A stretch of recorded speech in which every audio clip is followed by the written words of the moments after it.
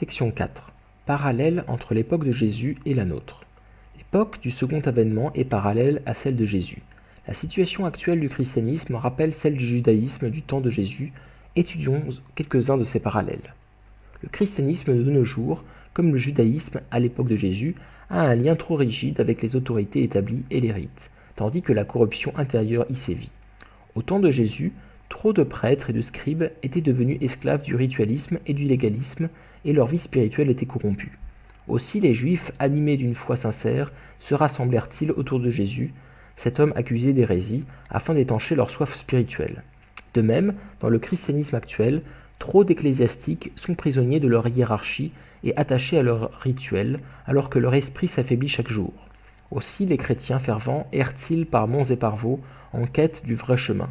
Ils cherchent de nouveaux guides qui puissent les conduire au-delà de ce désert spirituel et leur indiquer la voie de la lumière intérieure. Nos responsables chrétiens, tels les chefs juifs à l'époque de Jésus, seront probablement les premiers à persécuter le Christ au second avènement. Jésus vint fonder une ère nouvelle qui devait accomplir les paroles de l'Ancien Testament proclamées par les prophètes. Il ne se borna pas à répéter les paroles de l'Ancien Testament, mais donna de nouvelles paroles de vérité, faites pour des temps nouveaux.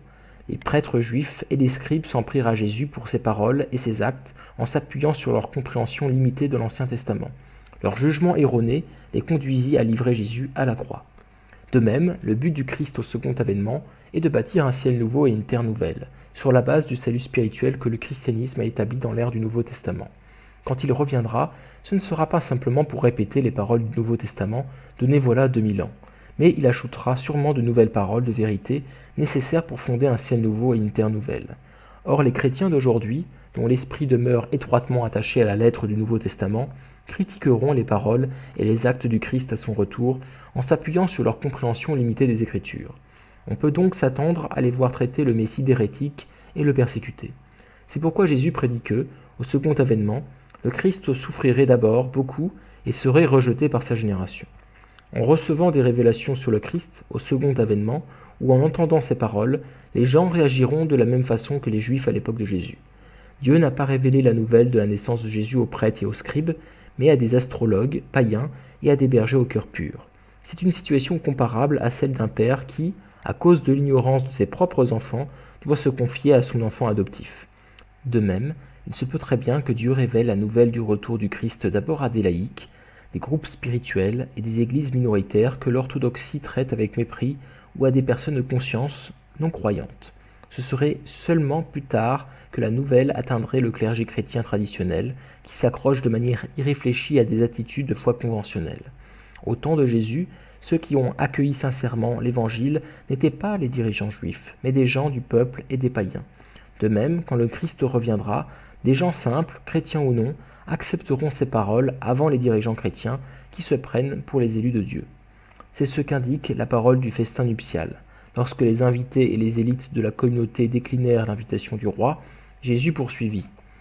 Alors il dit à ses serviteurs, « La noce est prête, mais les invités n'en étaient pas dignes. Allez donc au départ des chemins et conviez aux noces tous ceux que vous pourrez trouver. » Ses serviteurs s'en allèrent par les chemins, ramassèrent tous ceux qu'ils trouvèrent, les mauvais comme les bons, et la salle de noces fut remplie de convives. Au second avènement, tout comme à l'époque de Jésus, bien des croyants sincères qui se sont lancés sur le chemin de la foi avec l'espoir d'entrer au ciel peuvent en réalité se retrouver en enfer. Du temps de Jésus, les prêtres et les scribes avaient la responsabilité de guider le peuple élu de Dieu. Aussi auraient-ils dû être les premiers à reconnaître que le Messie était venu et à amener le peuple juif vers lui. Pour les aider à remplir leur mission, Jésus prit les devants, visitant le temple. C'est d'abord à eux qu'il enseigna l'Évangile. Mais quand ils ne le reçurent pas, Jésus n'eut d'autre choix que de sillonner les rives de la mer de Galilée pour appeler ses premiers disciples parmi les pécheurs. Il lui fallut témoigner au rebut de la société, fréquenter des pécheurs, des collecteurs d'impôts et des prostituées. En fin de compte, les prêtres et les scribes le persécutèrent à un tel point qu'il dut accepter le destin de la croix. Ils commirent ce meurtre, croyant avoir bien agi, en éliminant un hérétique qui blasphémait dangereusement.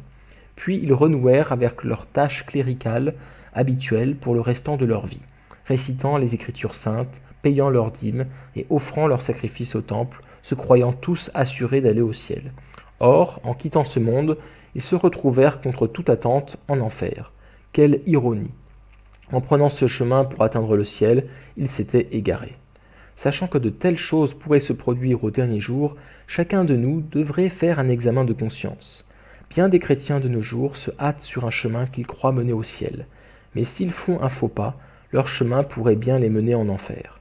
C'est pourquoi Jésus a dit qu'il rejetterait beaucoup de croyants zélés dans les derniers jours, même ceux dont la foi sera si forte qu'ils pourront chasser les démons et faire des miracles en son nom. Jamais je ne vous ai connu, écartez-vous de moi, vous qui commettez l'iniquité. En vérité, nul n'est devant une situation plus précaire que les croyants qui vivent une période de transition historique comme celle d'aujourd'hui.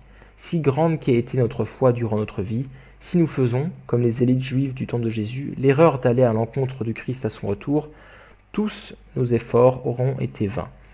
De ces gens, Daniel avait dit « Beaucoup seront lavés, blanchis et purifiés. Les méchants feront le mal, les méchants ne comprendront point, les doctes comprendront. »